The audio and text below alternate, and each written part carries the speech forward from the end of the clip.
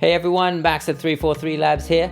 Today I'd like to show you a clip by one of our instructors, Justin Beck, where he talks about why you shouldn't be processing your samples taken from websites such as Splice or Loopmasters. Now this clip is taken from 343 TV, which airs multiple times per week right here on our YouTube channel. If you like what you see, don't forget to subscribe below, and let's get into it.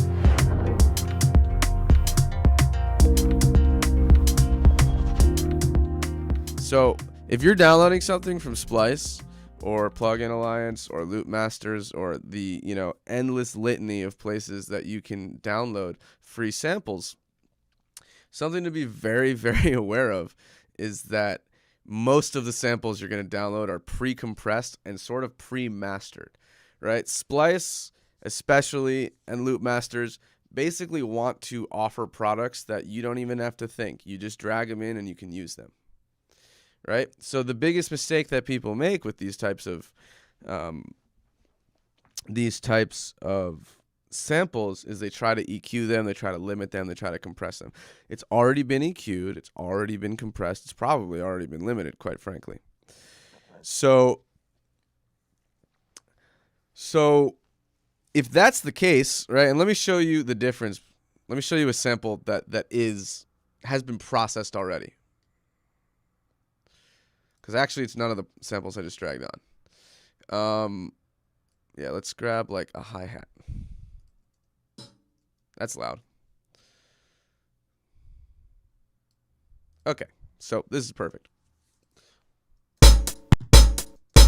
Listen to how ridiculously loud, right, that hi-hat is. That's ridiculous. A couple fun facts about high frequency information, okay? One, it seems louder than it is. So what I mean by that is that in order to have your hi-hats like balanced correctly, right?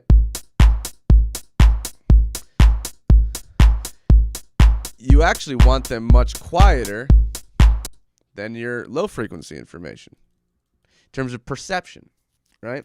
So I'm keeping this fader at 0 on the kick, but to get the proper balance against it, I'm actually turning the hi-hat down 12 decibels, right? And if we look at the hi-hat,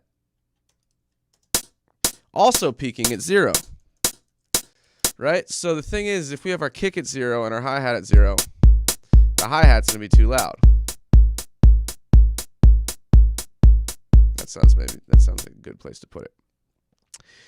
And so the thing I can tell you right now, though, is, at least to my ears, and I could be wrong, but I'm pretty sure that I'm not, none of these samples have been processed. So why are they so loud?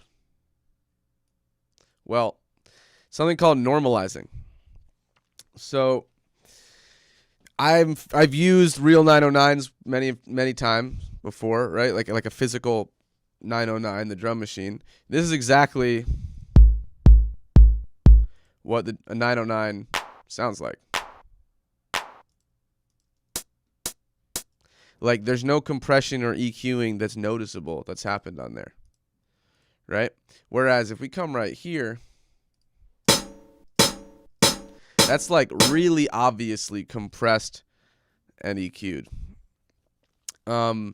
The other thing is to notice, so the question then becomes, right? So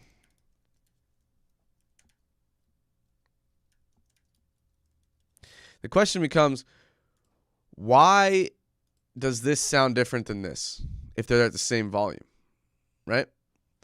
How is it that this got to that volume if it hasn't been compressed or limited or something like that, right?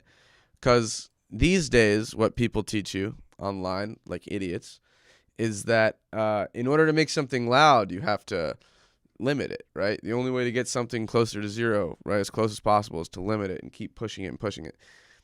That's not true. There's a function in Logic and in Ableton when you bounce something called normalize right here. It's also in Ableton in the bounce window. And so this is like a really weird thing that, like, I think that most of these DAWs should probably come with like a couple of like huge bullet points about like some of the most important functions in the DAW that you don't know about when you buy it. One of them is normalize. What normalize does is it pushes the volume as close to 0 as possible. So, for instance, if you take a mix and you're like, hitting a nice headroom range, let's say, -4 decibels or something, right? Like, I'm leaving nice amount of headroom for my mastering engineer, which, by the way, isn't necessary anymore, but that's a whole nother topic. But let's say that you want it to be -4 for whatever reason, right? You're like, okay, great, I'm peaking at -4. You go to your bounce, you bounce it, you look at the waveform, you're like, wait, why is this so close to 0? You should be able to see the headroom, right? Well, likelihood is that you turned on normalizing by accident. And so normalizing is what I just described. It just brings it close to 0, as close as possible. So all of these have been normalized. That's my guess. They might have been limited. I don't think they have been. One of the reasons I don't think they have been is because there's still a pretty solid amount of dynamics in the sound. Like, I can see the depth. Whereas if I compare it to this psychotic sample,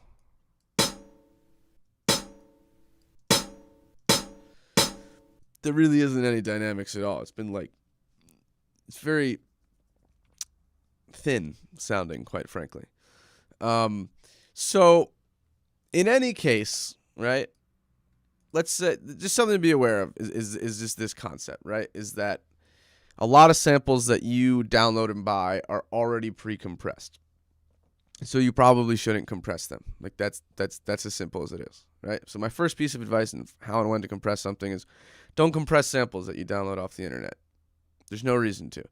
The only reason to compress something, to use a compressor plugin, would be if you, for instance, wanted to add some vibe, add some saturation. So, for instance, the LA2 from Universal Audio.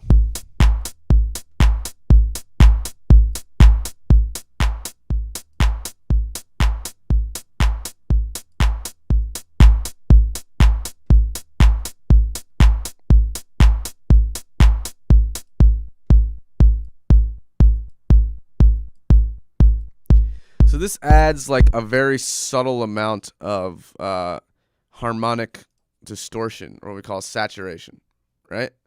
So it actually changes the sound slightly. It changes the body of the sound, makes the low end a little bit warmer, makes the high end a little bit less sharp, and it's not doing any compression, right? So this is actually a technique that a lot of mix engineers do, where they'll just drag on compression but not actually compress if it's one of these modeled plugins. So that's, maybe one reason to put a compressor on a sample. But other than that, a lot of the time you really don't want to do it. They've already been EQ'd and thinned out and compressed. Now, let's say you want to do that though, right? Here's what I do. I just turn them down a lot. I give myself 6 decibels of headroom on all the samples. So I'm turning all the samples down -6. Now, for some of you who may be like, oh my God, aren't you degrading the quality or something by reducing the dynamic range? The answer is no, because we now work at 32-bit floating point, right? These programs have really amazing representations of dynamic range and are able to actually account for overs. And so overs are when there's like distortion and clipping, right? Which simultaneously also means that they can account for compression in a really transparent way. So using the trim is a great way to give yourself headroom for compression without damaging the audio. Thanks for watching. And don't forget, 343 TV goes live right here on our YouTube channel several times per week. And if you want to learn more about music production or just want to join our community, you can find more information at 343labs.com or 343labs.de for our German website. See you next time.